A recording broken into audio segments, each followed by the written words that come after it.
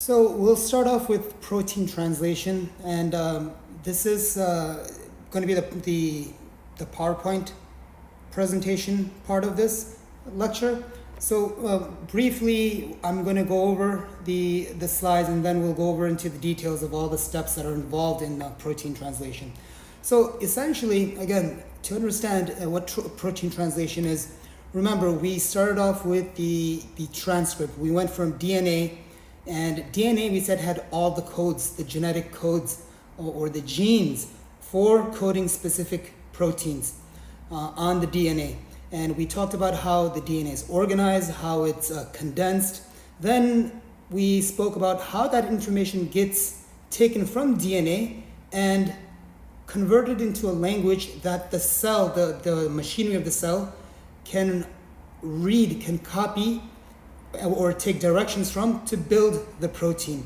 So that part, in terms of the cell, the DNA being retrieving that information from the DNA and copying it into the sense where the cell is able to understand, is what we call transcription, which we went over in the previous lecture.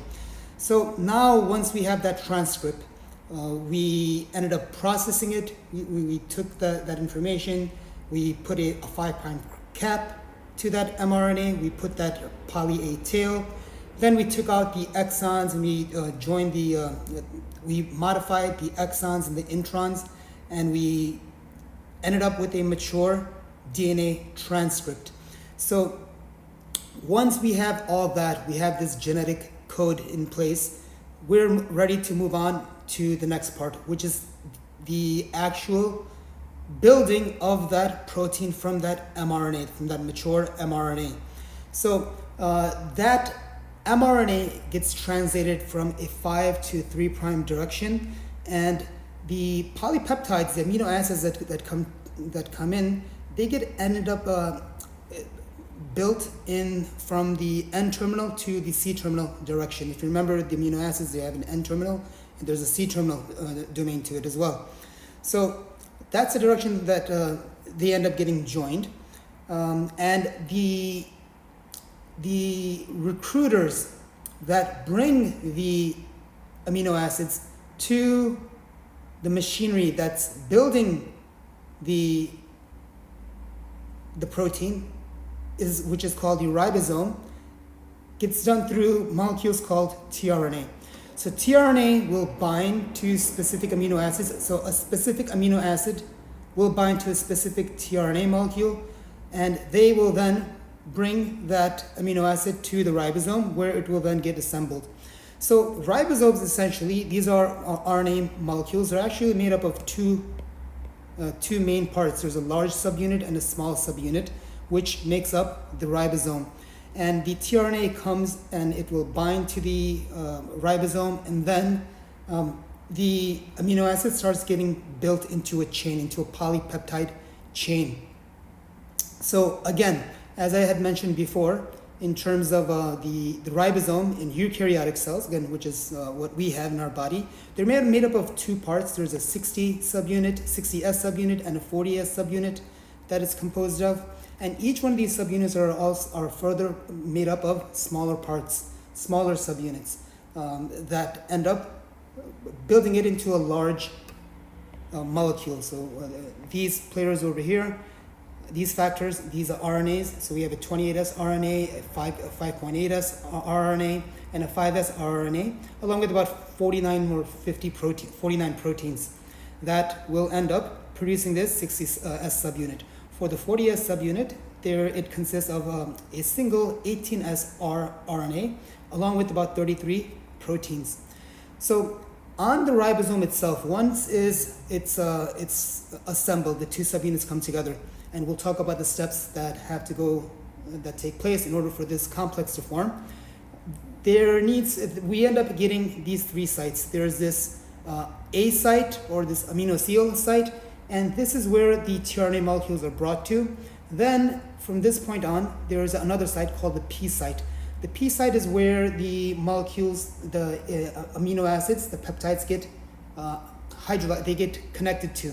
So the chain builds on this P site. And then once the site has been added, then that tRNA molecule will end up leaving. they will be exiting through this E site. So you have this A site over here, then there's a P site over here, and then finally there is this E site over here. So actually, okay, so let me clarify that. The tRNA will be brought in over here to the A site, okay? And once this is on the A site, the amino acid that is on this P site ends up being added to the molecule that was brought from the A site. So once again, we have a tRNA molecule coming over here. It will come to the A site, and there's going to be another tRNA over here that's going to be present, and that will also carry a amino acid. So the amino acid that was on this P site gets transferred to that molecule that was on the A site. Okay, I think I made a mistake earlier when I said that the molecule goes from the A to the P. That's not the case. It will go from the P site to the A site. Okay, so this is where the hydrolysis will take place between the two amino acids. So once that happens, now this tRNA is free because it has liberated its amino acid that it was carrying and shifted it to the A site. At that point, this tRNA will then go to the exit site, where then it will eventually leave the ribosome and then get reset. It will go back, pick up another amino acid, and then it will do the same process over again. So again, it goes from the A site to the P site to the E site. And once again, this is showing you over here in this picture, this is the mRNA that's being read by the ribosome, and then over here, this would be the A site where the tRNA would come in, and then we would have another tRNA over here. The amino acid would transfer from the P site to the A site. At that point, this would get ejected. This would move on to the E site, where then it would be ejected off the ribosome. So again, this is just showing you that what I was trying to explain before. Here's this the A site over here. This is the P site, and here's the E site. So as this amino acid is coming in, this amino acid over here is phenylalanine. As it comes to the A site by this tRNA molecule, it will bind over here, because this codon over here gets read by this. This is the anticodon that corresponds with the codon on the mRNA. So remember, the codons, they consist of three nucleotides. So UUC would correspond with AAG. So UUC is also the codon for phenylalanine as well as AAG.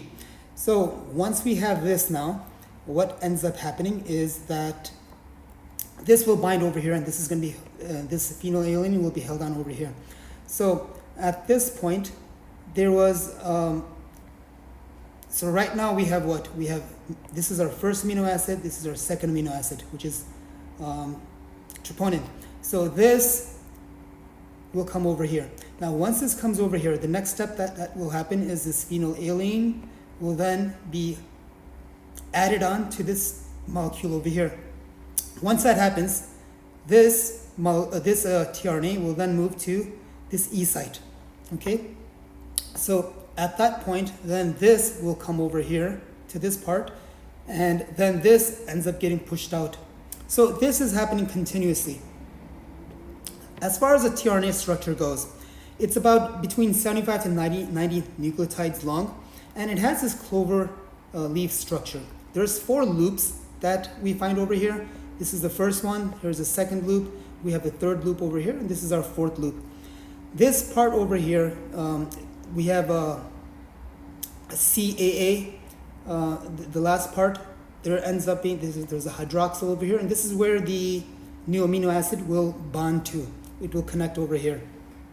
So this part over here, the second loop, is where the anticodon is found, and this is the part where that reads this part over here. Okay, so this part and this part end up coming to and getting read. So the next part, in order for this amino acid, this tRNA, to be able to go and bind to an amino acid, it needs to be charged. Okay, and that process of activating that tRNA is referred to as aminositylation of tRNA. So each tRNA is specific to an amino acid. Okay, so just as amino acids, we have 20 different amino acids. Therefore, we will have 20 different tRNAs. Okay, so there's a tRNA for phenylalanine, and there is as there is an amino acid, right? A phenylalanine amino acid. There's an amino acid there's a guanine amino acid, so therefore there's going to be a tRNA, a guanine tRNA. So the code would be for guanine, or for phenylalanine, or lysine, or leucine, any one of the 20 amino acids. So 20 different amino acids, 20 different tRNAs. And this essentially is the process of amino acetylation. Essentially what we end up having is we have an amino acid along with the help of ATP and an enzyme called aminoacyl synthetase. We end up getting the formation of this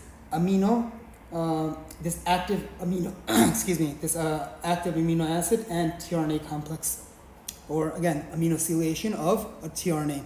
And in this case, they're showing that it is valine, which is the amino acid that ends up being hydrolyzed and charged with this tRNA molecule over here. So the next part would be translation, and translation can be broken down into three main sequences, or three main phases. So the first phase would be of that of initiation, the next part is elongation, and then finally we have termination. Now, in order for translation to take place, these phases to take place, we first need to have that tRNA charged. Okay, so if there isn't, if that tRNA is not charged, then we can't do any of this. This will be useless to go about. So as far as the first part, initiation goes, for initiation, the first thing we need to do is we need to have the mRNA molecule activated, and this activation requires several cofactors: cofactor 4F, cofactor 4E, cofactor 4A, and cofactor 4G. All these complexes, they come together and they end up forming, or they end up activating the mRNA. So once, along with the help of these cofactors, as I had mentioned over here, in the very first part, in the very first step for mRNA activation, cofactors 4F, 4E, 4A, and 4G, they will come together, and then they end up they end up modifying specific parts. Actually, they end up modifying this 5' cap. We don't have it. So they're gonna, I'll explain that to you in the video that will accompany this. But these cofactors eventually end up priming this 5' cap, the cofactors that I mentioned. Once that takes place, we have other cofactors that come into place. That will be cofactor 4B, along with poly A binding proteins, which further will prep this mRNA molecule. The cofactor 4B essentially comes and it will bind to a specific region upstream, and that region is called the Kozak consensus sequence. So the cofactor 4B binds to the Kozak consensus sequence. Along with that, we have these poly A binding proteins that end up binding to the poly A tail of this mRNA. So once that's taking place, once we have factor 4F, 4B, and the poly A binding proteins bound to the mRNA, we say that this mRNA is activated. So remember, this is just taking place on this mRNA. So the next part in terms of the activation process or the translation process would be the ribosomal dissociation. So essentially, or the ribosomes now need to be prepped. So if we look over here, in order for the ribosomes to be prepared, there needs to be, again, several different steps that take place.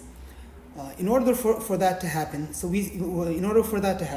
there is going to be more initiation factors that come into place. And again, in the video, we will go through all that and explain that. But we will have essentially that ADS subunit, that ribosome,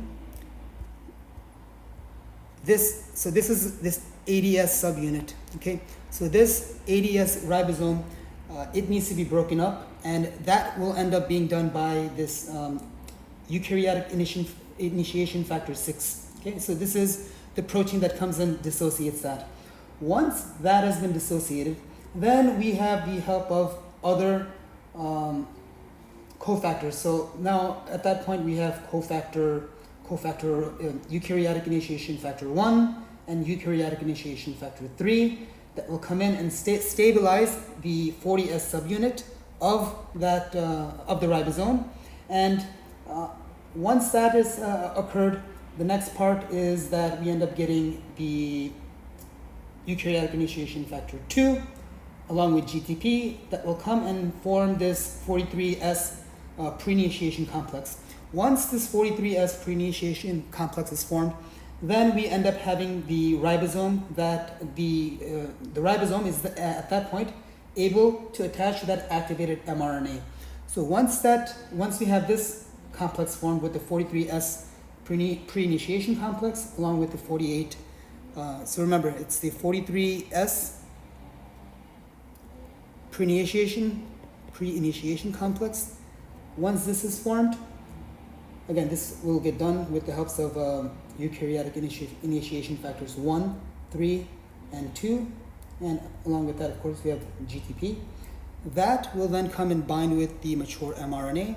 And at that point, we say that now we have a 43S initiation complex. So this 48, once we have this 48S initiation complex, another cofactor, this is going to be eukaryotic initiation factor 5, ends up bringing the larger 60, the 60S subunit of the ribosome.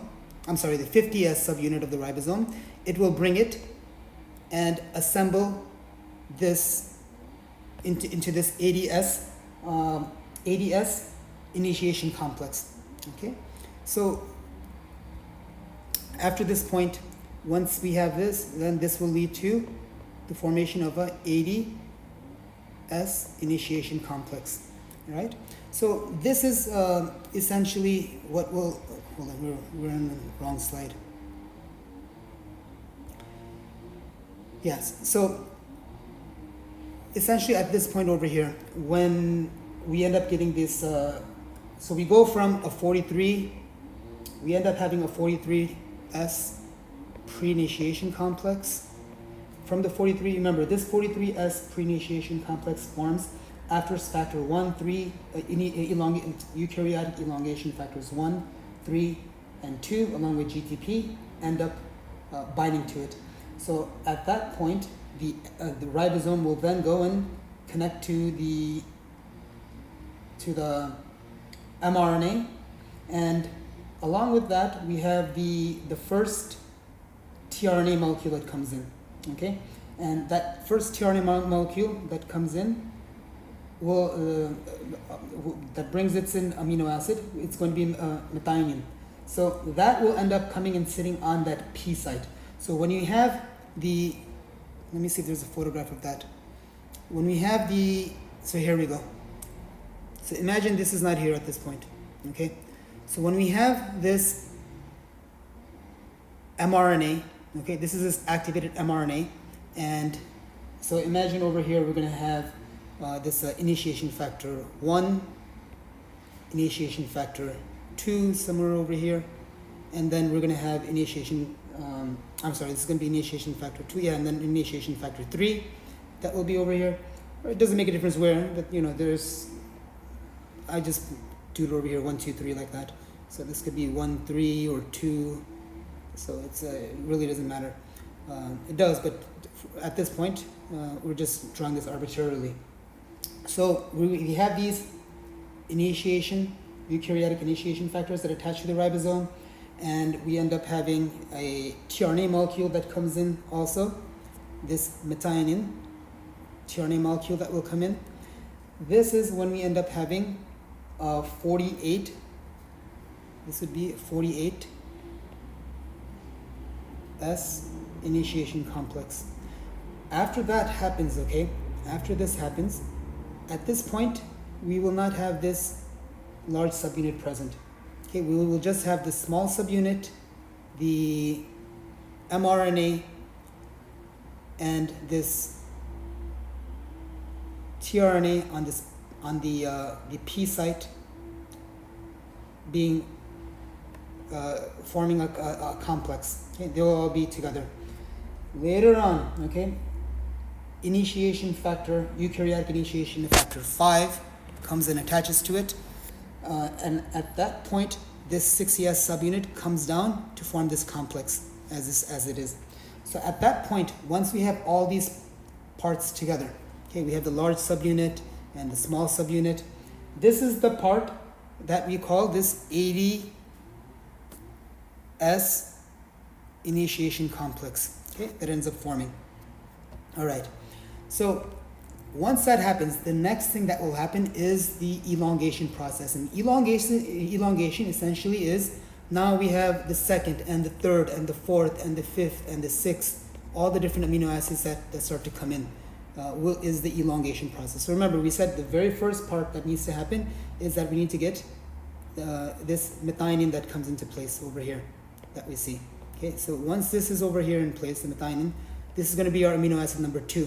Then we get amino acid number 3, 4, 5, 6, 10, 20, 30, 40, 50, and on and on and on. Because remember, this is the long peptide chain, okay? And they're connected by these peptide bonds.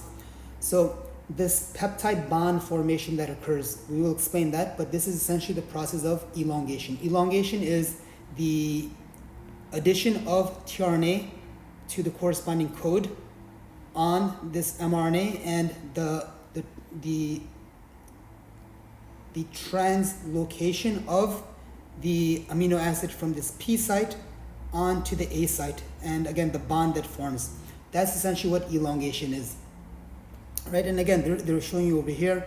Here's the peptide bonds that are being formed over here between the amino acid that was held on the P site, with that being added on the A site. So once this takes place, now this tRNA moves to the A site, and this one will come, the one that was on the A site will then come to the P site. So as this is occurring, whatever tRNA was over here will then eventually get ejected out of this ribosome, and then it ends up getting recycled, as I explained earlier. It will go pick up another amino acid, specific amino acid for whatever it coded for, and then the process will continue. So that's essentially the process of elongation. So again, I will explain to you this how eukaryotic elongation factor 2 ends up binding to the tRNA in order for it to bring the amino acid. So in order for tRNA to be able to bring the amino acid to the ribosome, it needs to get activated also. And the protein that activates the tRNA molecule is eukaryotic initiation factor 2. That and it needs that along with some energy, which is provided by GTP. Okay, so once you have that form, we say we have this ternary complex that's formed. So once that takes place, we have this ternary complex that's formed. This is with the tRNA and an amino acid. Then the tRNA is able to come and bind with the anticodon, with the codon and the anticodon, they will match up, and then the peptide bonds, the hydrolysis between the amino acids will take place. So again, as I had mentioned, there's when the amino acids get shifted over, they're bonded. So this is that translocation that takes place, and also the ribosome will move. So remember, ribosome is moving in this direction. It is going from a 5' to a 3' direction. So reading it from 5 to 3'. So this is 3' over here. This is our 5' end over here, as is labeled over here as well. So that is the process of elongation. And again, elongation continues until we eventually get to a stop codon. At that point, there's no more amino acids that are being added, and then that leads us to the last part, which is the termination of the translation process. And termination of translation, essentially, there's another couple of proteins that are involved with that, And those are the, first of all, the other thing, so there's two key things. There's going to be a stop codon, and then there's the release factors. So the stop codon is usually UAG, UAA, or UGA, and that tells the ribosome that there's no more amino acids that need to be put on. So what ends up happening over here is on this stop codon, we end up getting this release factor protein that comes and attaches to it, and at that point, a series of events take place, which will also be explained in the hands-on, I guess I call it, in the lecture preceding this PowerPoints. That will go and explain the steps of translation that will take place. But essentially what we have over here in termination is we end up getting the complete, once we get to this termination, once we get to the stop codon and the release factors come in and do their job, we end up getting a complete dissociation of the ribosomes. In other words, the ribosome falls off the mRNA, all the release factors, and the tRNA, all that will fall off of the mRNA, and then they end up getting recycled, and again, they will get reused to produce other proteins. So that is a brief summary of this chapter. Now we will go in and look at all this in detail. All right, so let's talk about translation now. So again, essentially, when we think about what we're doing over here, by definition, translation is just, it's protein biosynthesis. In other words, we have, if we go back to the beginning, we understood what DNA was, okay? We said that DNA holds all of the genetic information. It's a blueprint for an organism. And we understood the structure of DNA, in other words, how it's, what chromatin is. We talked about how it condenses into the different levels of organization at different points in time. Then we spoke about transcription, and essentially we said it was the first process in protein synthesis. So in other words, if you want to make a protein, the first thing we have to do is we have to get that information. And where do we get that information from?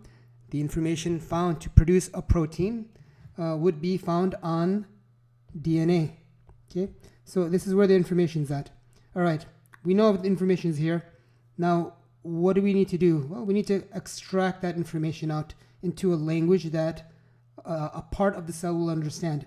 And that process of taking information from this DNA and getting it to be translated, or getting it to be able to be produced into a language that some part of the cell will understand is called transcription. And we spoke about transcription in the previous lecture. Now we're saying, all right, fine. We have the information on how to build this amino acid, but what is this process of actually building it? Or what is that called? So that is where we're at today. So translation essentially is, once we have the transcript, and again, this transcript, we end up producing mRNA. Okay, so we have this mRNA, we have it primed, and we have it capped, and we have the poly A tail, and we've got it all the exons and introns processed. So now we have a mature mRNA. So this mature mRNA, we said in the previous lecture that it would leave the nucleus and enter the cytoplasm, where it will then be produced into a protein. And that is what brings us here today. So translation is essentially, it's taking this mRNA and building and putting together amino acids to produce a protein.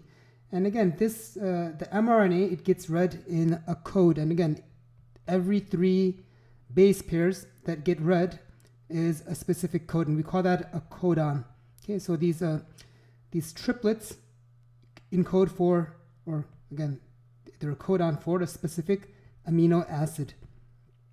Okay, so let's talk about the stages of translation. So hopefully that makes sense as far as what translation is. Translation essentially is when we take that transcribed mRNA, okay, and again we use these codons, the codons on when you break down 3 base pairs and use that as a codon, these triplet base pairs, and then they get read in that 5 to 3 prime direction, and they end up coding for specific amino acids. And then again, this amino acid, it codes for that, and again we then start adding the different amino acids that are found on the mRNA, on that gene, or on this transcript, and they end up getting bonded to one another, and the end result is the assembly of all these amino acids will then turn into a protein. So again, if you look at this, imagine this is a mRNA, and again it goes from this 5 prime to the 3 prime direction, so 5 prime to 3 prime. And again, so this mRNA essentially is made up of base pairs, right? And each one of these base pairs, 1, 2, 3, when you look at 3 base pairs, we call this a codon, okay? And each one of these codons, so again, all I did is just counted 3, and this is going to be amino acid. This codon will code for a specific amino acid. This one here is going to code for another amino acid. This will code for another, because remember, it's 3 codes each. So, and I just kind of made this into arbitrarily 18 different amino acids. In reality, it could be much, much, much longer. It could be much, much smaller. So, again, what's going to end up happening is this will get read in a 5 to 3 prime direction on the ribosome. And at that point, these different amino acids, they will come and they will start getting built. They will get assembled together. They'll get bonded. They'll get connected to one another. So here we have amino acid 1, and then we have which will end up getting connected to amino acid 2, and then we end up getting that connected to amino acid 3, and then to amino acid 4, and then to amino acid 5, and then to 6 and 7, etc. And this will be to 9, and this gets linked to 10, and on and on and on and on. So this process, essentially, when you take all of these different codons, and these codons get read, and the corresponding amino acids get recruited, and then they start to get connected to one another, is what we call translation. Okay, so that is what we're going to be investigating and understanding to learn all the different steps that are involved. So now again, as I said before, we will be looking at translation. And translation, we can cut it up or divide it into 4 steps. So the first step would be activation of tRNA. Okay. Once tRNA is activated, then we need to go about the initiation complex. Okay. And this is again similar to what we saw in transcription, where we had initiation as well. So after initiation, of course, there's elongation. And again, this is similar to what we saw in the previous lecture in transcription. And then finally, again, the last thing is termination. All right, so we're going to be looking at these four steps. So these are the 4 main steps in translation. So we're going to start off with how to activate tRNA. But aside from that, there are, I want you to be aware that each one of these steps there's a little bit more involvement than just what's written over here than this. So we can further break this down. So we have this tRNA activation process, right? Aside from the activation process, the initiation complex is a little bit it's more complex, right, than what we had in transcription, and also it's much more complex than that of a prokaryotic cell. So in eukaryotes, again, remember, we're eukaryotic organisms. The translation process is much more complex than it is in bacteria and single-celled organisms. So what we're going to do is let me kind of break this down. So the initiation complex ends up being subdivided into 4 more parts. So let's kind of list that over here. So A, the first part would be the mRNA activation. Okay, that's the first thing that will happen, mRNA activation. The next thing that happens is the formation of a ternary complex. Okay, so ternary complex formation, and the next step, step C, we can call it, would be ribosomal dissociation. All right, so ribosomal dissociation.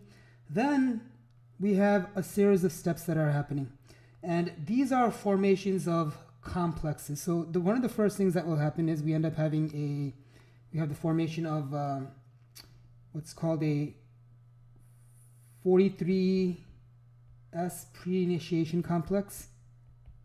Okay, 43S pre-initiation complex. Then there is the next thing that that we have to have is a 48S initiation complex, and also we have a 80S initiation complex formation. So all these need to occur in this process of initiation. Okay. Now the process for elongation is also actually several folds. So if you look at that, the elongation process, let's break that up into different parts as well. So first of all, for elongation, the first step would be tRNA attachment to the A site. Second part would be the peptide bond formation.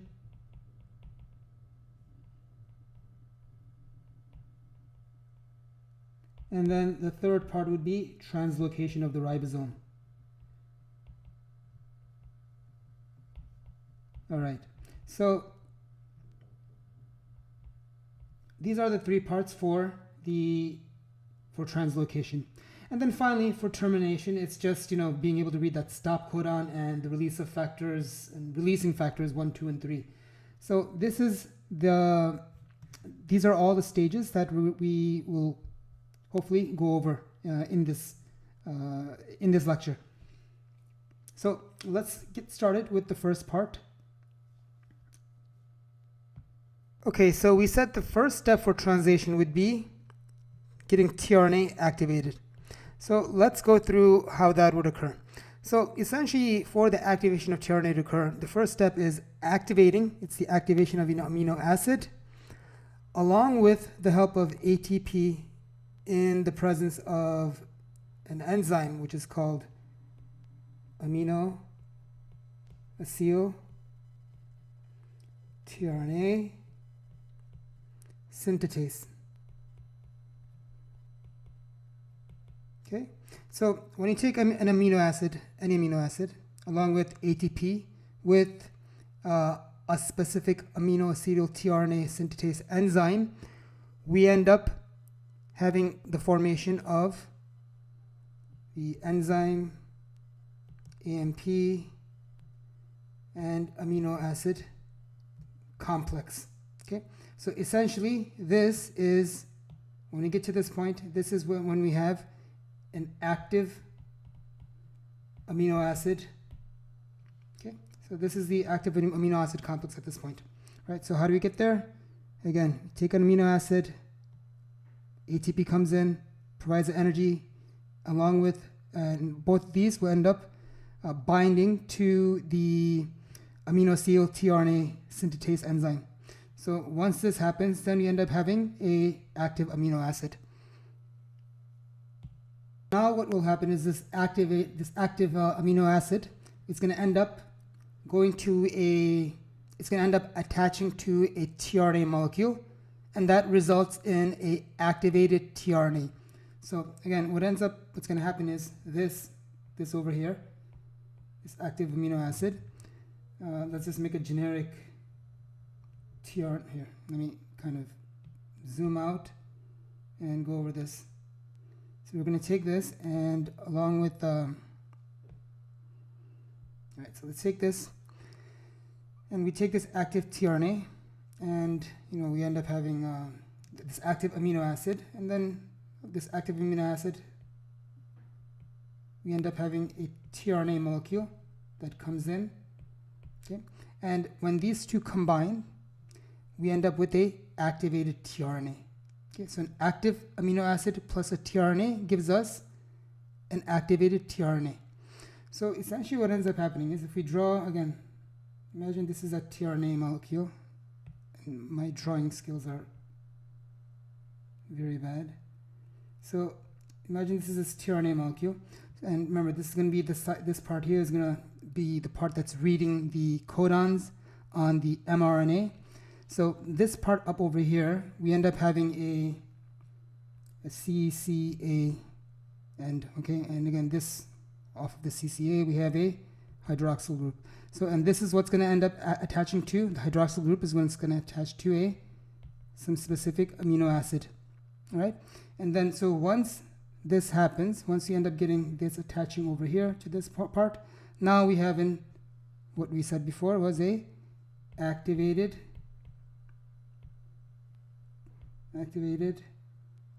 tRNA. Okay, so that's it for the first part. Okay, that's pretty simple. Now let's move on. We said that for translation, remember we said that there were 4 steps. First was the activation of tRNA, the second was initiation, third was elongation, and the fourth was termination. We already looked at step 1. So now we are in the process of step 2. And step 2 we said was initiation. Okay, and then we said that initiation gets broken down into several steps, because in eukaryotes it's a much more complex compared to that in the prokaryotes. So with that said, as far as initiation goes, the very first part for initiation, let's just say it's step, we'll call it A. Okay, so 2A. That is mRNA activation. Okay, and this is what we're going to be looking at, mRNA activation. So mRNA activation requires the help of many cofactors in addition to some other stuff, such as ATP, energy of course, and then there's also codons that need to be read. In addition to that, there's poly bonding proteins. So we're going to be looking at all that. So let's kind of, first of all, let's start talking about the different cofactors that are at play over here. So cofactors. So for the first series of steps that will take place, the following cofactors come into play. All right, so we have cofactor 4G, and 4G is a part of the cofactor 4F. Okay, so let's say part of 4F, and 4F is the cap binding factor. Okay, corrupts the cap binding factor. The next one is 4E, and 4E helps in the cap recognition.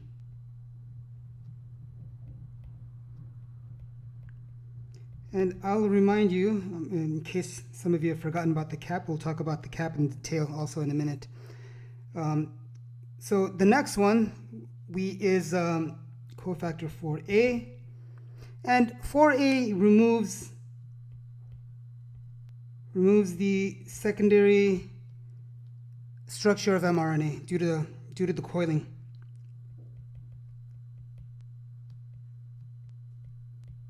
Okay, so 1, 2, 3, 4. Okay, so we have these 4. So what ends up happening is this.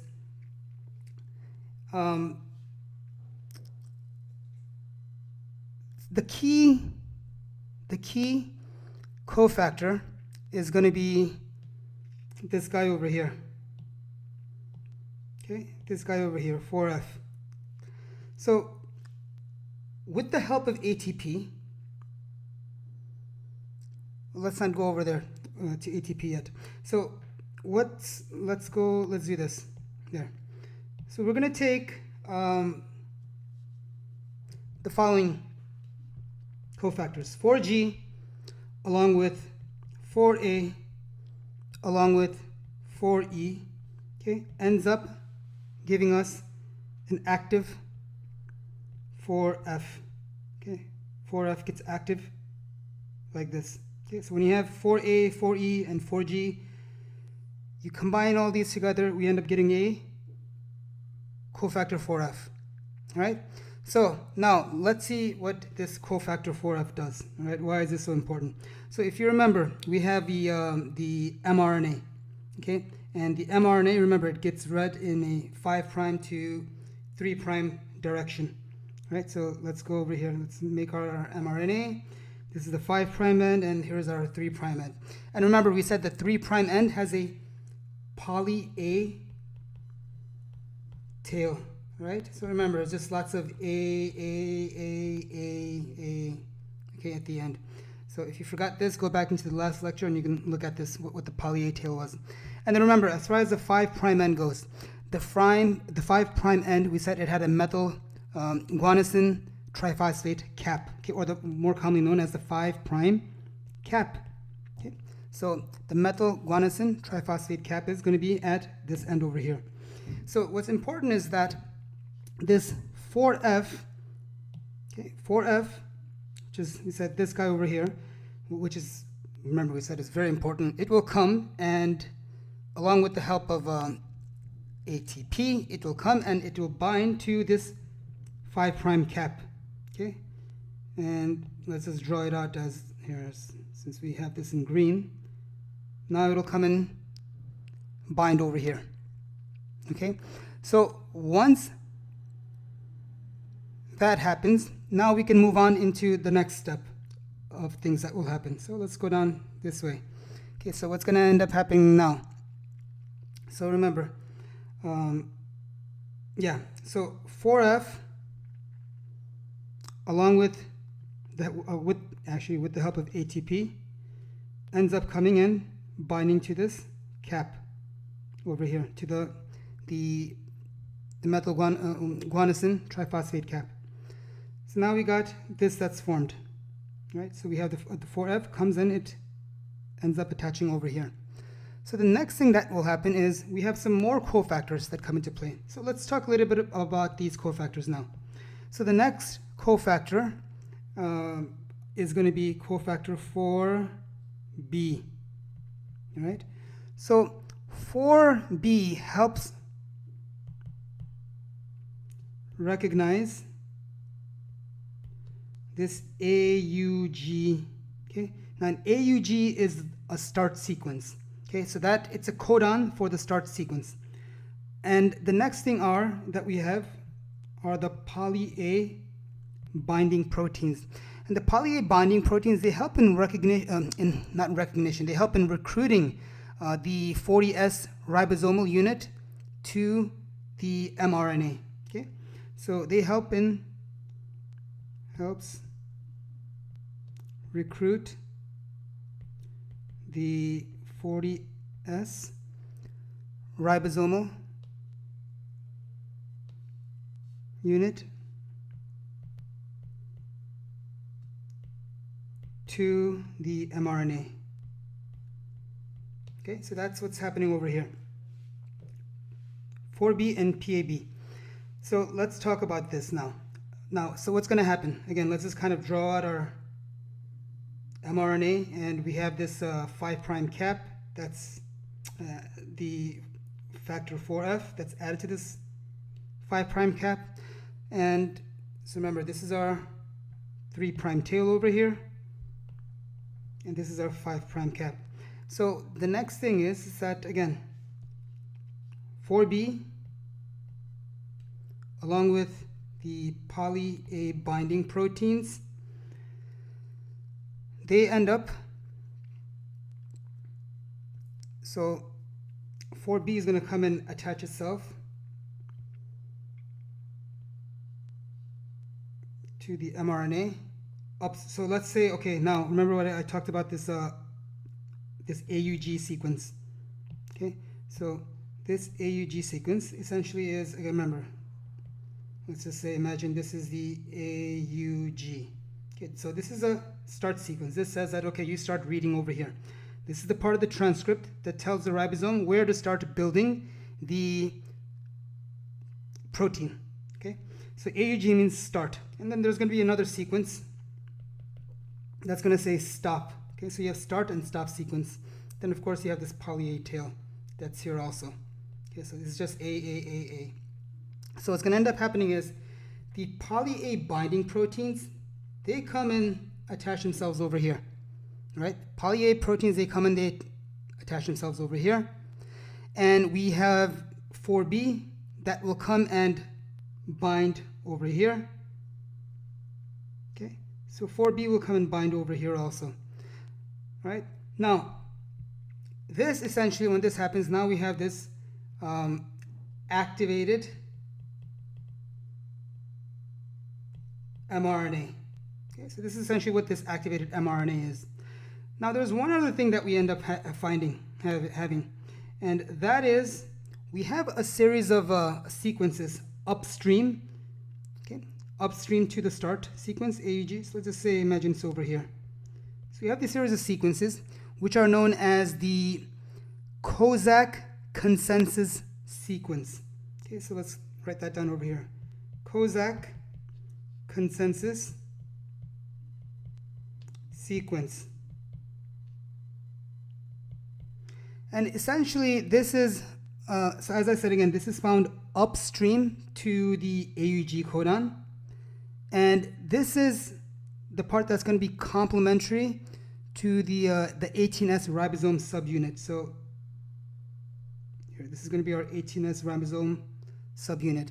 So again, this also helps in the initiation of this AUG codon. Okay, so remember, this is called the Kozak consensus sequence. So again, this is it. This is all part of step, I guess, what did we say this was? Step 2A in terms of the initiation, or I'm sorry, the first part being the activation of mRNA, okay, which is, you know, the second part of translation being initiation. Now we'll move on to the next series of steps. So when we look at the next step for initiation, the second part of initiation is the formation of the ternary complex.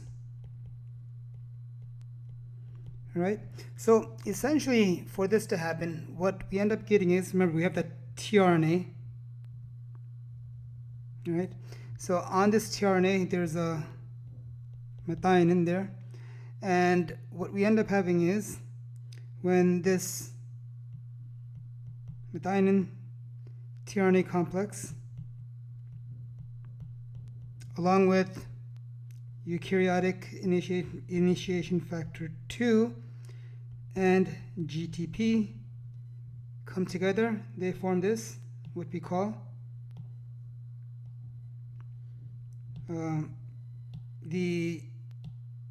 this is what the ternary complex is.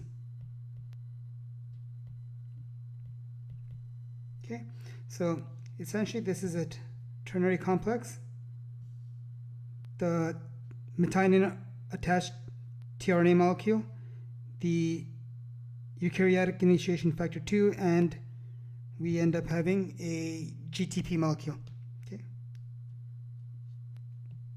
I should put that down over here because I just made a mistake here. Let me erase that. It's not just G, but it's GTP. Whoa, there we go. So we have GTP. All right, so this is the ternary complex. All right, next let's go into the third part. So remember, we said this is going to be our second part. So we said for the third step, or the third part for initiation was ribosomal dissociation. So ribosomal dissociation. Now, for this to occur, ribosomal dissociation to occur, what we're going to need is, what we have is, first of all, we have this 80S, okay, 80 subunit ribosome, okay, and this dissociate, remember, means to dismember or to fall apart. So this 80S protein essentially is made up of two subparts, okay, two components. The first is this 40S unit, and the other is a 60S unit. All right. So with the help of, we have another cofactor, and that is eukaryotic initiation factor 6 breaks up these two, breaks up or dissociates the 80S subunit into the 40S and 60S subunit. Okay. Now, so you understand as far as the buildup of, or the makeup of each one of these subunits, is that for the 40S, it's made up of a 18S RNA and a, well, about, not a, but there's 34 proteins that are over here. Okay, so you have 34 proteins and a 18S RNA that make up this 40S subunit. For the 60S unit, okay, the 60S unit, it is made up of a 5S rRNA, a 5.8S subunit rRNA, a 28S rRNA, and a, not a, but again, and there's about 50 proteins over here. Okay, so again, you can see this is a much larger complex than the 40S complex. So these three rRNAs, along with 50 proteins, makes up this 60 unit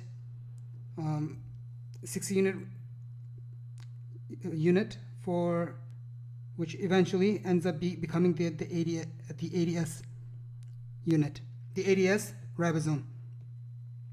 So that is the part for ribosomal dissociation.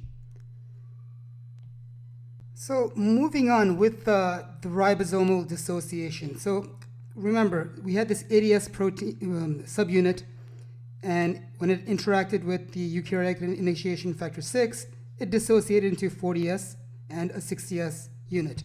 Now it's broken apart and it's floating around somewhere within the cytoplasm of the cell. And remember, it will end up getting reused again. So now let's talk about that. This is going to now be reused again to go about reading another mRNA transcript. So what will happen is this. The 40S subunit, we'll start off with that. The 40S subunit, let's make here, let's draw this out. This is the 40S subunit over here, okay? And there we go, 40S. So we know what this is. And remember, within the 40S subunit, we have this, actually, before we get to there, we're going to have initiation factors again come into play. So who are the initiation factors? So we will have initiation factor 1 and eukaryotic initiation factor 3. Okay? And along with that, remember, we're going to have the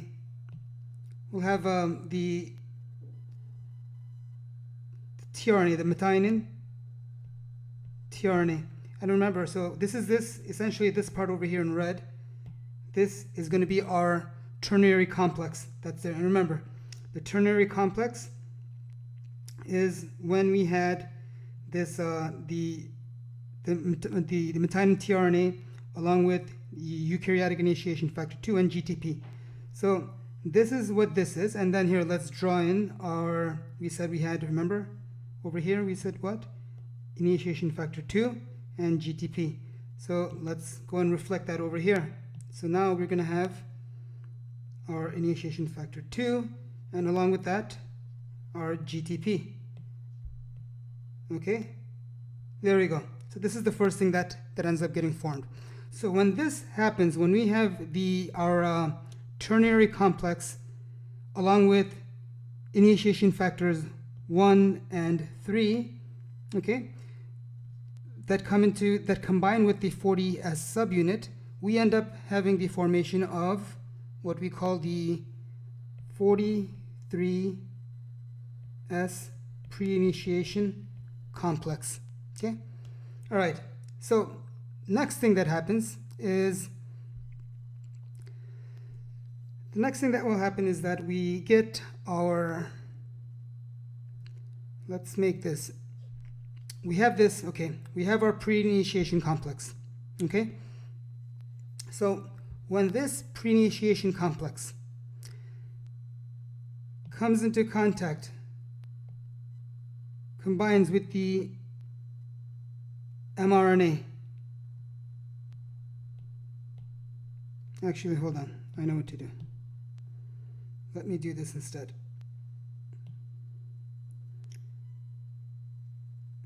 There we go. Now I'll take this and copy. Perfect. All right, now we can have a different one. Paste the image. Okay, there we go. Perfect. So now essentially when we have this, oh, of course I can't delete that. All right, let me go back over here, undo this, undo that, undo that. Okay, so let's just erase this, delete. All right, so let's try this one more time. Or you know what, here, let me just keep going. So what we're gonna have is this, we're gonna have our 40S subunit. Okay, this is our 40S subunit. And remember, we had the initiation factors also. We'd say we had initiation factor 2, we had initiation factor 3, and we had initiation factor 1, along with our methionine, the tRNA. Okay, so when this, and remember we said this was our 43S pre-initiation complex. When this comes into contact with, when this comes with the to the mRNA transcript, at this point what we end up having is a 48S initiation complex. Okay, so when the 43S pre-initiation complex combines with the mRNA, we call this a 48S initiation complex. All right. Now what's going to happen is that this 48S initiation complex will then combine with, actually what's going to happen is this. Yes, so this 48S initiation complex, next thing that happens is we end up having our, so what do we have left? This is our, remember, this initially this was our 40S, this is still our 40S subunit down over here, right? This is our 40S subunit over here. So, and we said, remember, ultimately, in order to have a functional reading ribosome, it needs to be an 80S. So this 40S that we have over here, this 40S needs to combine with the 60S. So now let's go move on to that part. So this is it for the 40S. This is all done. We have this 40. Essentially we need to go from the 40S to this 48S initiation complex. So this is going to be the part that's going to be working. So this 48 initiation complex then will end up combining with the 60S. So what ends up happening, what needs to happen is this. Eukaryotic initiation factor 5, okay, will go and attach to the 60S subunit. Okay, and let me actually do this. Hold on. So eukaryotic initiation factor 5 will go to the, this is a 60S subunit. We'll go over there and it will attach to that. There. Okay, this is our eukaryotic initiation factor 5. So this is going to come over here. It attaches to the 60S subunit. Okay, and what do we end up getting now? Now we have this 60S subunit going, and it's going to go come and attach to the 48S initiation complex. Okay, now I think I can do this. Perfect. Copy, and then I'm going to paste it over here. Perfect. All right, so now this is going to come and attach itself over here. So what do we have now? Now this is going to be a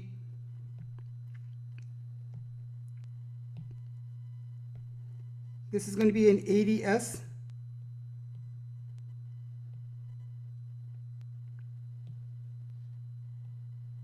This is an ADS ribosome.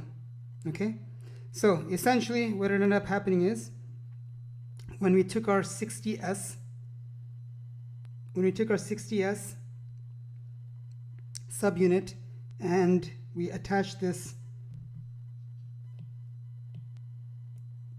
when it came into contact with the eukaryotic initiation factor 5, it ended up pushing it down and combining it with the 48S initiation complex. Okay, so once that happened, now we end up having this working ribosome. Okay, this ADS. So now let's call it this. This is now going to be called, let's black this out for a minute. Actually, here. So this is now called, at this point, we have what is a ADS initiation complex. Okay, ADS initiation complex. There we go. So this is our end result. Okay, after we did all this, let's take a closer look at this part over here, this ADS initiation complex, and the different components of it, I guess. So if we come down over here, this is our 5' end, 5', here's our 3' end over here. This is our mRNA ribosome, mRNA molecule, and we're going to have our ribosome, our ADS-IS. This is our ADS initiation complex over here. And remember, we have our, let's make our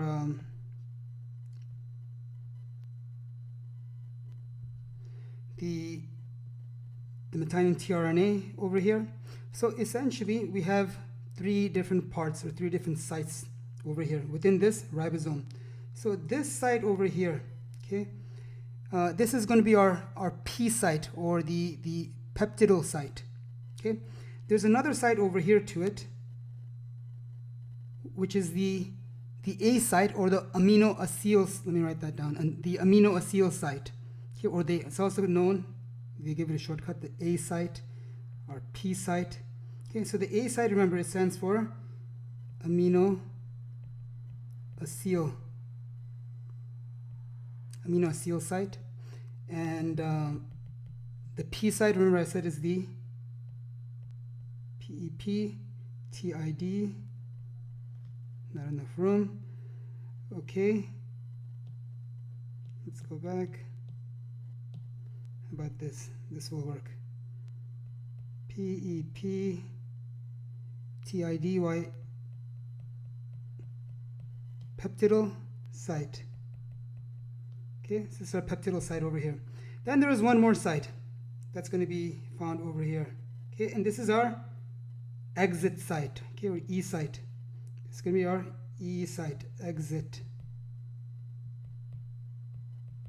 Okay, or also E site.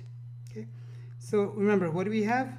We have our E site, we have our P site, and we have our A site. So essentially what's going to end up happening is the amino acid will end up entering over here, tRNA molecule will come to over here, and then from this point it ends up getting bonded to the first amino acid that was over here. That happens on the peptidyl site, and from that point on, then this tRNA molecule will exit the ribosome. Okay, so remember, the mRNA is being read from a 5' to 3' direction. Things are being built from the 3' end, or they're being added again from the 3' to the 5' end. So that is what is taking place. Okay, that's how it's going to be. The amino acids are being brought in from the 3' to the 5' end, right? But the reading is going from the 5 to the 3' direction. Okay, so essentially this is it for the second step of the initiation complex. So now we're going to be moving on to the next part. Let's go over the steps that we did. Let's just kind of have a recap of the processes for ribosomal dissociation. So essentially what we had was the ADS subunit. Okay, so remember, inside the cytoplasm we have lots of ribosomes and amino acids and a lot of other proteins and enzymes that are found just floating around within the cytoplasm. So among them is this ADS subunit. So this ADS subunit will come into contact with this eukaryotic initiation factor 6, and then it ends up breaking up or dissociating this ADS subunit into its building blocks, which are the 40S and the 60S units. So at this point, what's going to end up happening is this 40S, okay, this 40S over here, will come into contact with eukaryotic initiation factors 1 and 3. And this will stabilize this 40S subunit. Okay? The next thing is that this part, remember from our second step, okay, the ternary complex, will come into play with the 40S unit. So when the 40S, when the ternary complex comes to the 40S unit, it will end up forming this 43 pre-initiation complex.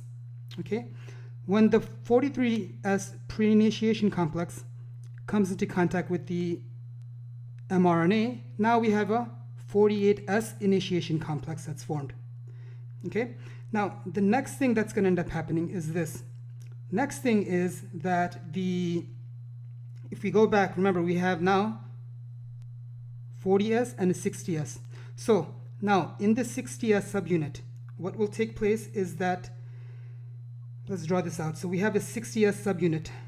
Okay, so the 60S subunit, let's just make it, well, let me try a different color. Let's use this. So the 60S subunit will come over here. Okay, now hold on. Let me go back out.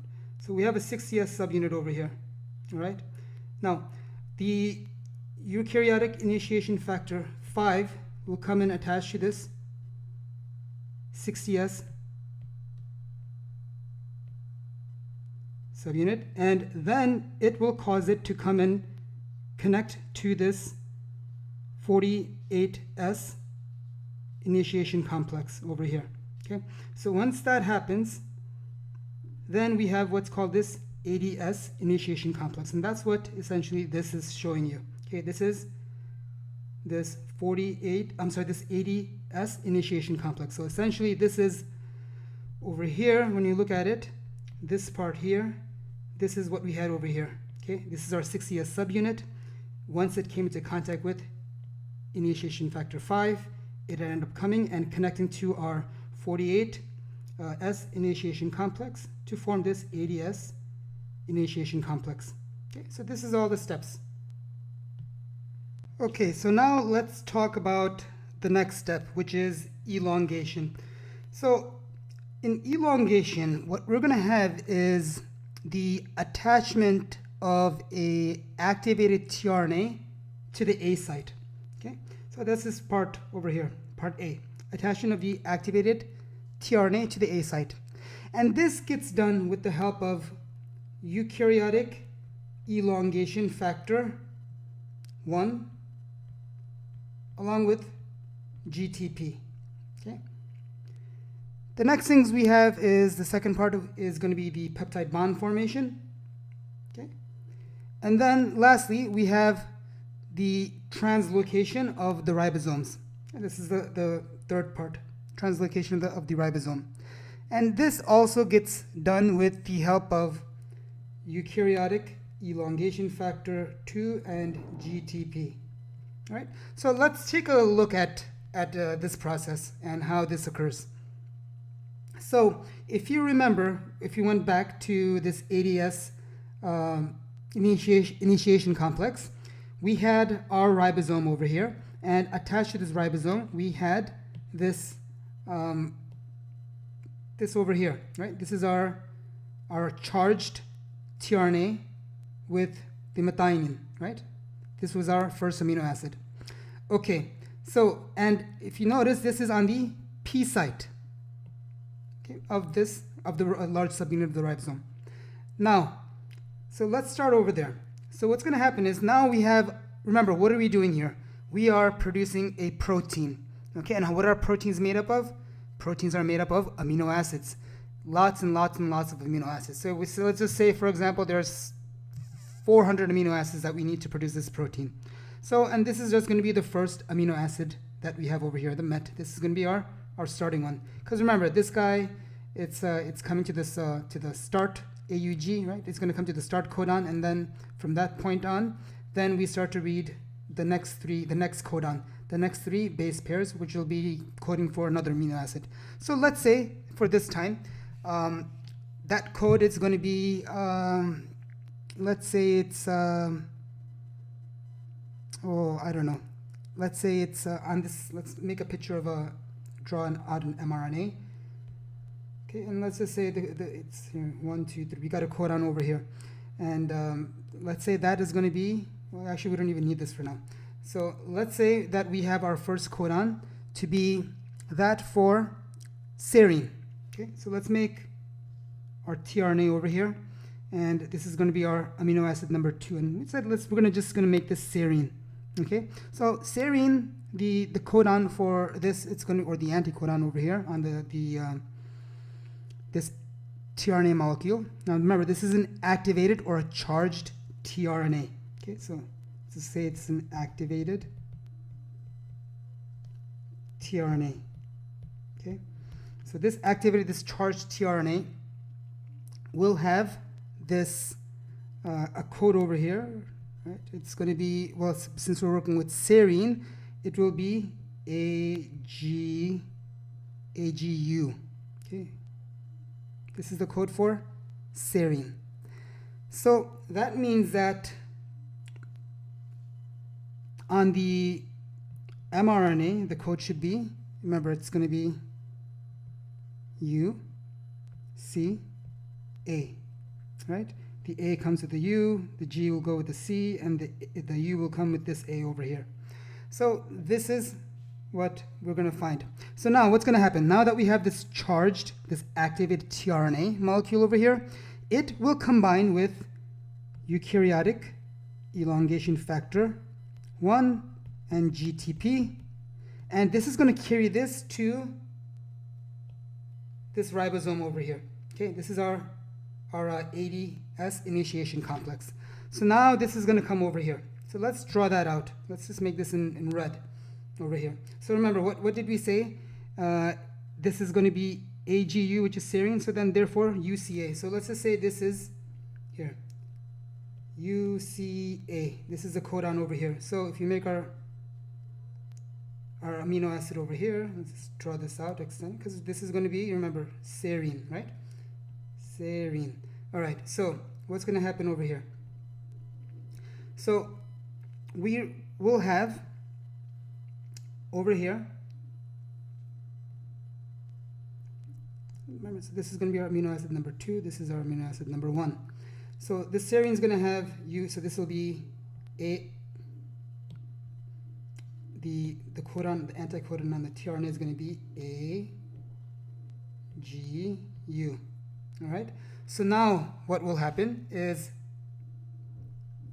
we've got both so this is the first part that happened, right? Now the tRNA has been transferred to the A site. Now the next thing that's going to happen is that this amino acid here, this serine, will be added on to the methionine. Okay, so you're going to have this part over here where we get this peptide bond that's going to form. Okay, so the peptide bond will form between serine and the methionine, and this will get done from, so the amino acetyltransferase, remember this is this A site, this amino acetyltransferase on the A site, we have these peptidyltransferases that catalyzes the peptide bond formation from the peptide bond formation of the amino acids between this A site and the P sites. Okay, so what comes into play over here? We have peptidotransferase. So this is another enzyme, and we find these enzymes on within the ribosome, within this the larger subunit. So essentially what will happen is this will end up getting added over here. Okay, so now we have, so that's going to be our peptide bond, that line that formed, and now we have amino acid 2 over here. So let's just, we can erase this. Is this small enough? No, it's not. Now it is. So now this amino acid 2 is over here. Okay, so this amino acid 2 came over here. Now we're having 2 amino acids over here. So what happened now? This got moved over to this P site over here. So next thing that's going to happen is, now imagine this A site is still here and this has been moved over here. When this gets added on, when the serine gets added onto the methionine, this tRNA that was holding onto the methionine in the first place, this will end up getting moved over to the E site. So now we end up, let's erase this over here.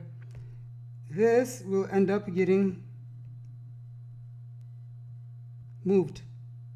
Okay, where will this go? This will go to the E site over here. So now this is our, remember, this is for methionine, right? This is the activated tRNA for methionine. So this tRNA is specific to methionine. Remember what we said before. Each tRNA is specific to an amino acid. So now this went over here. Okay? So now what ends up happening is that we have another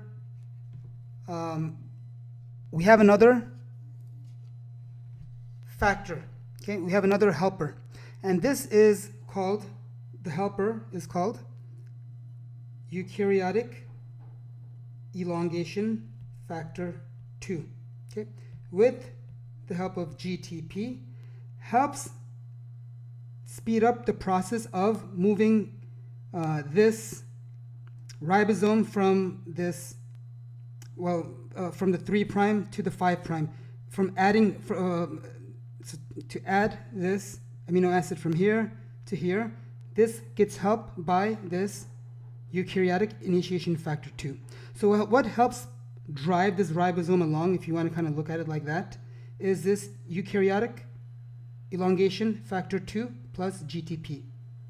Okay, so this is the two things that are happening. So essentially what's going to end up happening is so now that this is gone, the serine is gone out of the picture, let's erase this. Now we're going to have another amino acid that will come in place over here.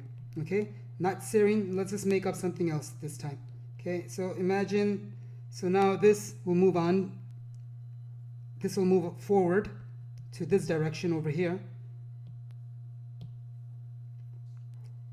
So essentially now, as this ribosome shifts over, remember, it's going to be moving over one codon at a time. So this is one codon over here.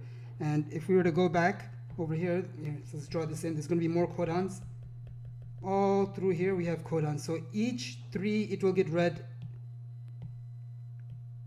Okay, it will get read as the ribosome will read each one of these as it's moving through. So every time it's moving through, it's getting pushed from one codon to the next codon to the next codon to the next.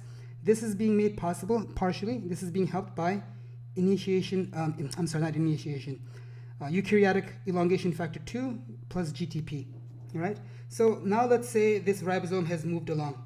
So to this part. Here, let me erase these parts out. So if you move this, there we go. If you erase this out, so what's going to happen now is, let's just go back with our, we'll try to use the same colors if possible. So this is going to be our A site now, because this is going to be accepting this new codon over here. Okay, so that's going to be our new A site, and our P site, our new P site is going to be over here. This will be our P site, and then finally we'll have our T site which will be over here now.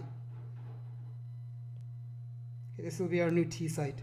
Let me erase this out of the way.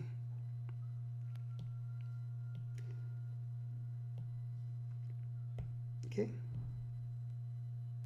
there we go. So this is going to be our new exit site right over here, the one in light purple. So this new amino, so remember we had, I should have erased that. So we had methionine and I think serine over here that was sitting at this P site. So let me just draw that out over here. So this is for serine, and okay, and we had a methionine. It was this amino acid 1 and amino acid 2 that was over here, 1, 2.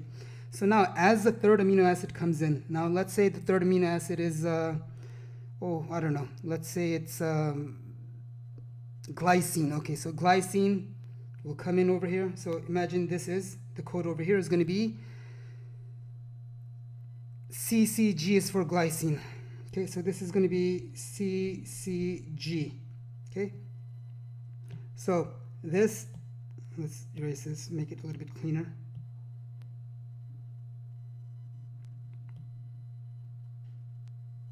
All right, so this will be CCG.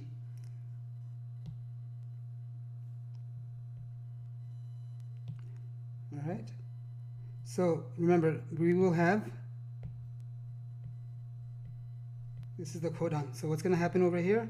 We have the P site, the A, this is going to be the A site, so the new tRNA will come over here and it will read the CCG and it will bring with it, remember the anticodon for CCG is going to be, I'm sorry, yeah, this is CCG, then it will be GGC. So this will be GGC. Okay, so this will be that, and this will code for, of course, for, as we said, glycine. Okay, so now we have glycine. This is the next amino acid. Okay, so glycine is going to be here. This is our amino acid 3 over here. All right, so what's going to happen now? The third amino acid, now again, through peptidyl transferase, we will have essentially again, so remember this has number 3 over here, amino acid. This is an activated tRNA, so it has the eukaryotic elongation factor 1 plus a GTP. So as that GTP comes, then we also have this the elongation factor 2 and GTP. It will help move the ribosome forward, and at that same time, while that's happening, this is all happening together, we will have the transfer of this third amino acid to, it will get sent to the P site. Okay, so this will come in, and then this will be transferred over to the P site. And at that point, once that happens, this is the first part will be done by this complex that we have over here, okay, on this activated tRNA. So that's going to help with the transfer of the third amino acid to the second amino acid, again, with the help of peptidyl transferase. Then, at that same time, with the help of eukaryotic elongation factor 2 and GTP, we end up having translocation of the tRNA that will go from, move it from the A site to the P site. And then as this is happening, remember, as this, every new tRNA that comes in, the old tRNA will end up getting moved to the E site. And then when we have another mRNA come in, then that E site eventually, the tRNA that was transferred to the E site will then get ejected, and then it will go back out into the cytosol, and then, or to the cytoplasm, and then it will pick up another amino acid, and then again it will try to build another, it will come and try to add to the chain. So this process happens over and over and over and over again. So again, essentially this is what the process of elongation is. So elongation, again, we take tRNA, right, and we bring it to the A site. And again, tRNA gets brought to the A site with the help of eukaryotic elongation factor 1 and GTP. Once you're at the site, at the A site, All right, once this activated, this charged tRNA gets brought to the A site. The next thing that we have is the peptide bond formation. And again, the peptide bond formation, we said it's done with the help of peptidyl transferase. It will connect the new amino acid to the amino acid that's waiting on the P site, right? At that point, once that happens, then with the help of eukaryotic elongation factor 2 and GTP, this ribosome moves forward, and we end up getting the translocation of the tRNA to the alternate site. At that same time, a new tRNA will end up bringing in the next amino acid. So this will go on and on and on and on until we get to the stop codon of this mRNA. And stop codon, there's a handful, there's a few of them. So once it gets to the stop codon, this is when the protein will stop adding to this chain. All right, so this is essentially what the process is for elongation. It's this 1, 2, and 3 steps over here. So along with that, the other thing that we need to understand is that this process, when it transpires in a eukaryotic cell, okay, there's something that's so if you remember, if we go back to the, if you think back in terms of where we find ribosomes are attached to the endoplasmic reticulum, okay? So this over here is your endoplasmic reticulum, all right, over here. Remember, endoplasmic reticulum, it's a folded membrane. So again, we have this part over here. This is going to be the lumen, okay? The lumen, this is the inner part. So this is the outer part over here of this endoplasmic reticulum, and this is the outer part over here. So remember, it's a double membrane. So there's this is the inner membrane, and this is the outer membrane of the endoplasmic reticulum. And in this endoplasmic reticulum, we have these ribosomes that we find on it. So therefore, this is the rough endoplasmic reticulum, the rough ER. All right? So what do we need to know about this? All right, why is this important? So what's happening is this. So when you look over here, essentially what we have over here is this ribosome that's attached to a mRNA, and it's building it's translating a protein. So again, what is it doing? It's building this polypeptide chain of amino acids. So about the first anywhere from 10 to 25 amino acids that get assembled, this is what's represented by this part over here. Okay, and we call that a signal sequence.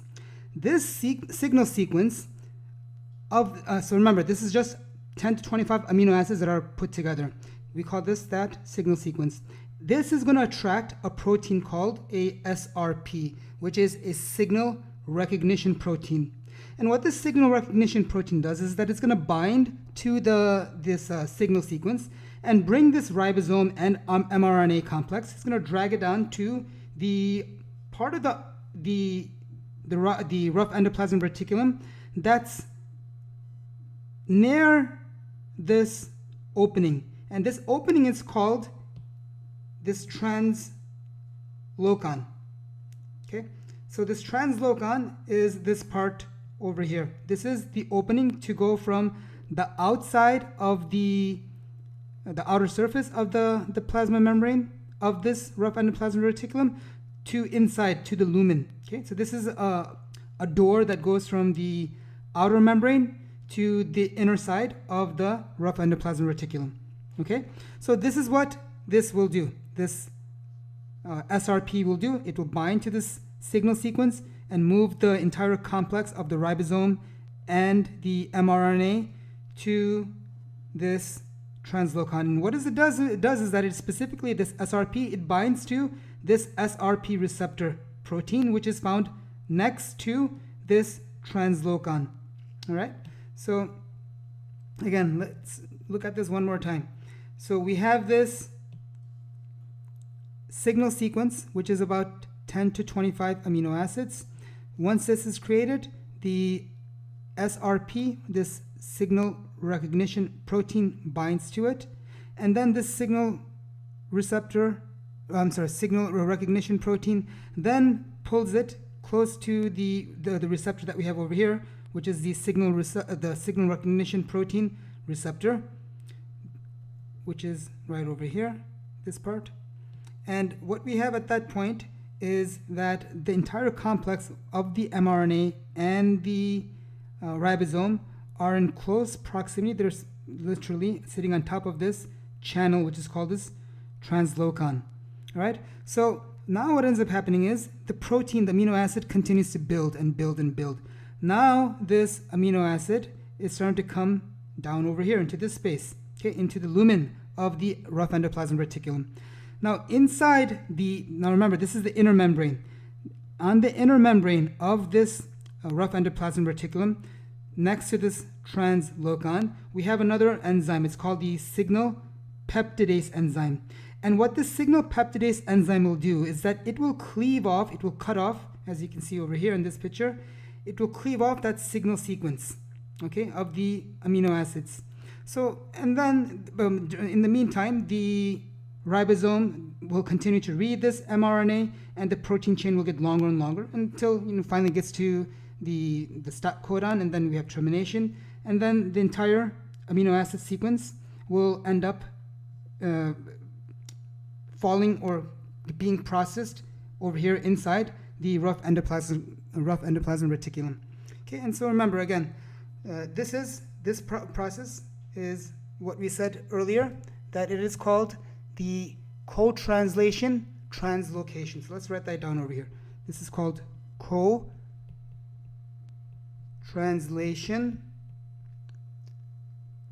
translocation.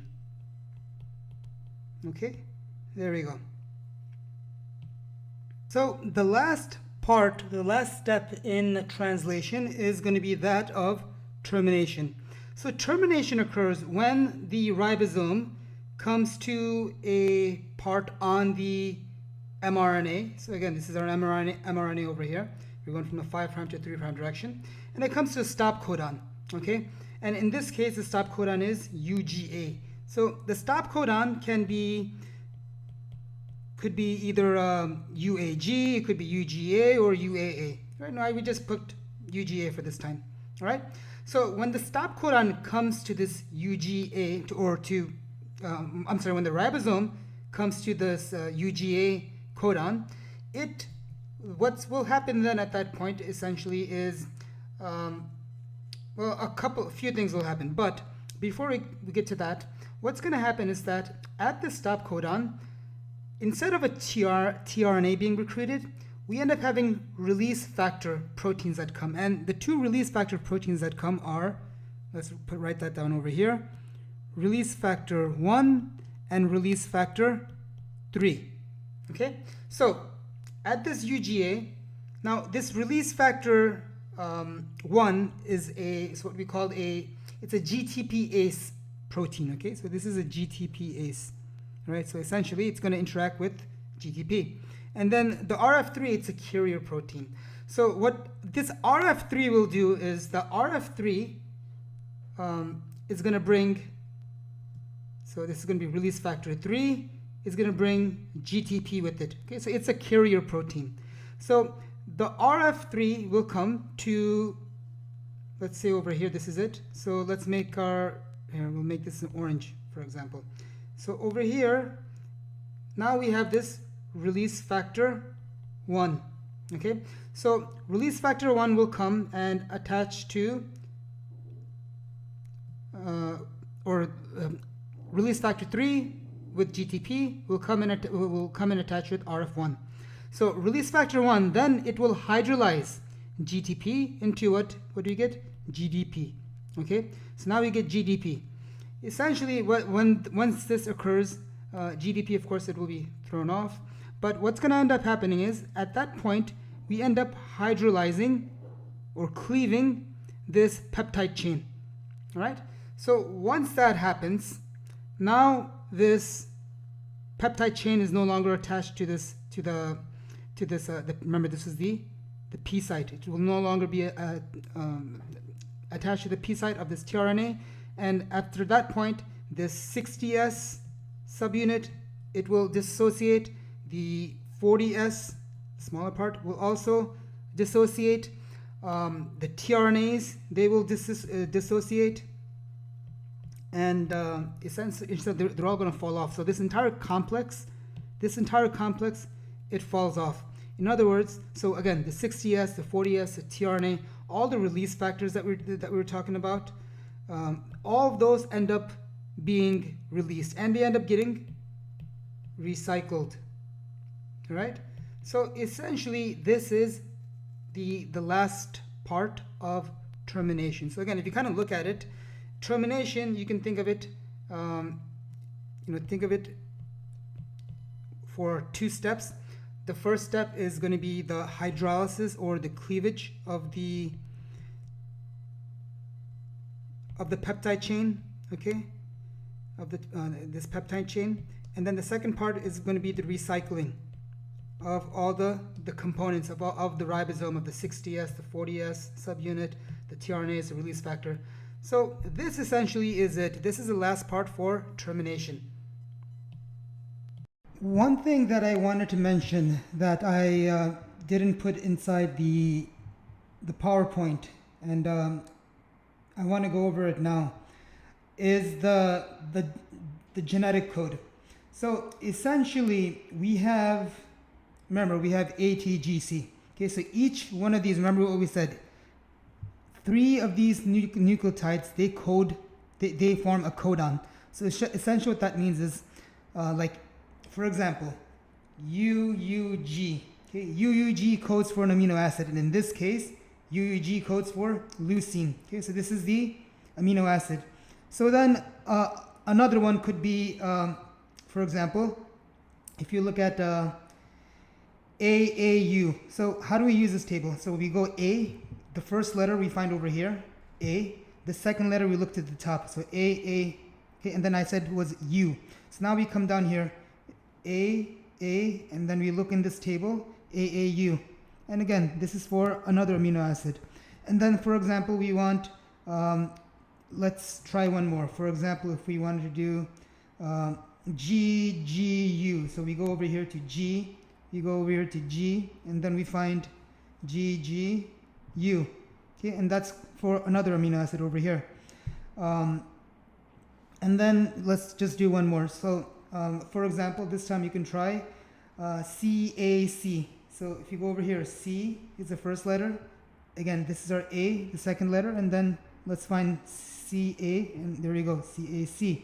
So this is the code for this amino acid over here. So each one of these, remember, we have 20 amino acids. So each amino acid could have multiple codes, right? More than one code for it. And again, we say that, this is redundant because of that. There is multiple codes for that. So again, remember what we talked about before. The start codon, it's usually going to be AUG.